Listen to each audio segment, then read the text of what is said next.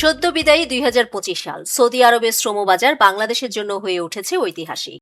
এই এক বছরে দেশটিতে ৭,৫০,০০০-এর বেশি বাংলাদেশি কর্মী গেছেন, যা একক কোনো দেশে সর্বোচ্চ জনশক্তি প্রেরণের রেকর্ড।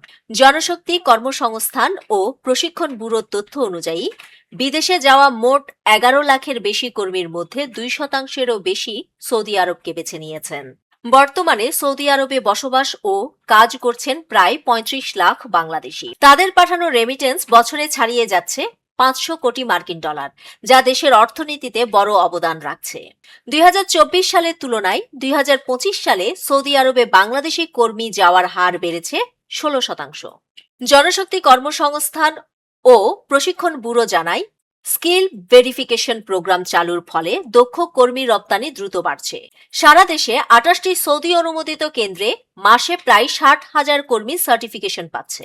নতুন কর্মসংস্থান চুক্তির আওতায় ভিশন ২০৩০-এর বড় প্রকল্পগুলোতে বাংলাদেশি কর্মীদের জন্য আগামী বছর আরও ব্যাপক সুযোগ তৈরি হতে পারে। নিউজ ডেস্ক, দৈনিক পূর্বকোণ।